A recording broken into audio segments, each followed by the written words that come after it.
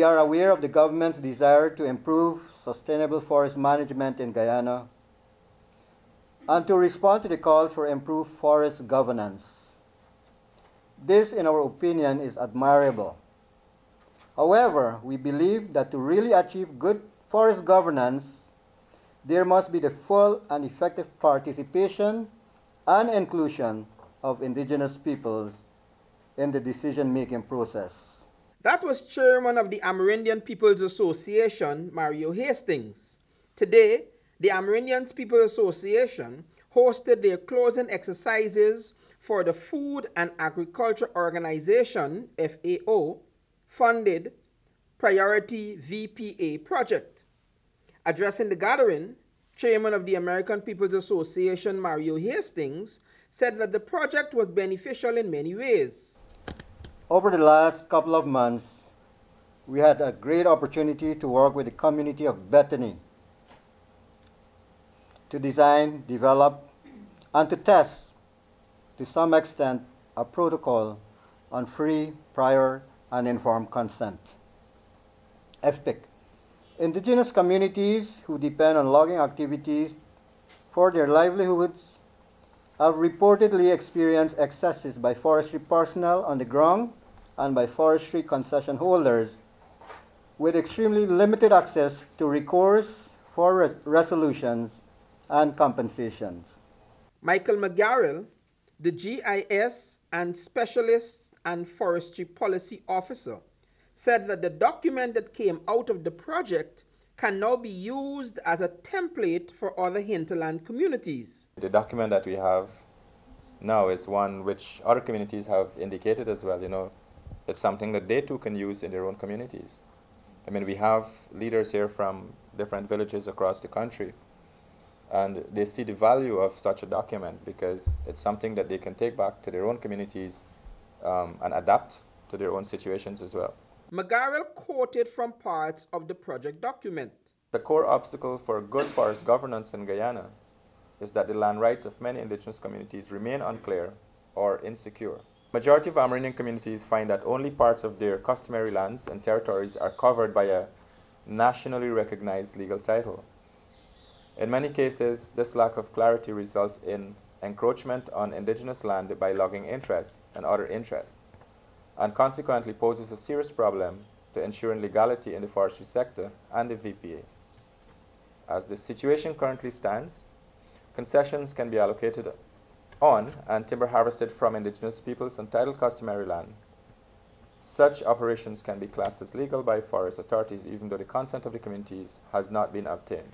Country representative of the FAO, Ruben Robertson, told the gathering that the Caribbean and Latin American countries have been losing the gains that they had in food security for over the last 2 decades. Over the last 2 decades, we have made significant strides in reducing the number of persons in Latin America and the Caribbean who suffer from food insecurity and undernourishment.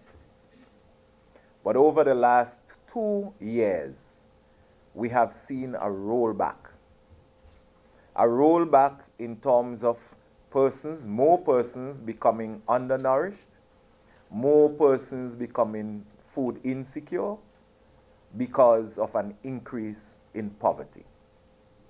Robertson said that the nexus between the Amerindian land issues and the FAO's push for food security are very clear. Most interesting is that in the rural communities, especially in the hinterland areas, poverty, if not 1.5 times what it is in the urban areas, is twice as much as in the urban areas.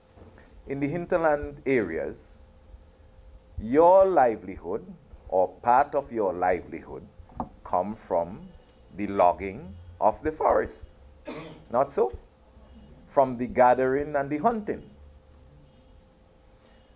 But outside of your control, there is another menace that is facing us.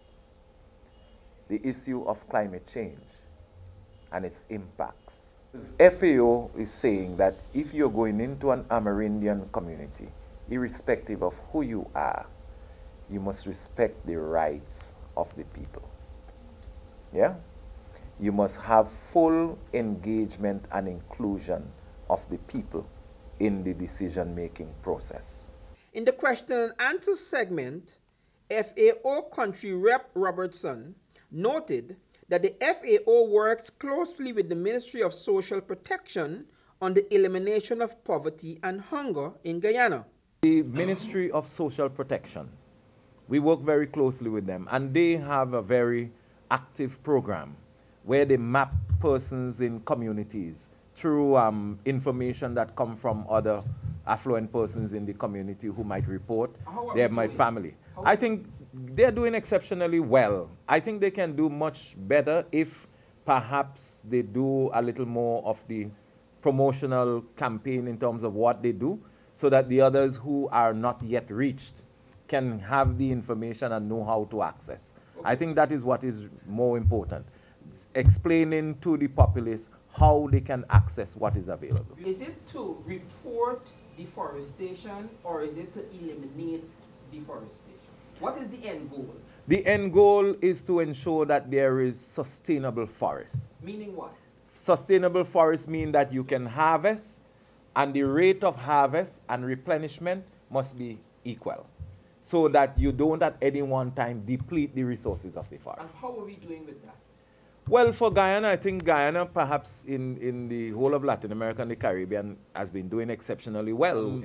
One should not go away with the idea that the Amerindian people or the indigenous peoples are not doing a good job at managing the forest.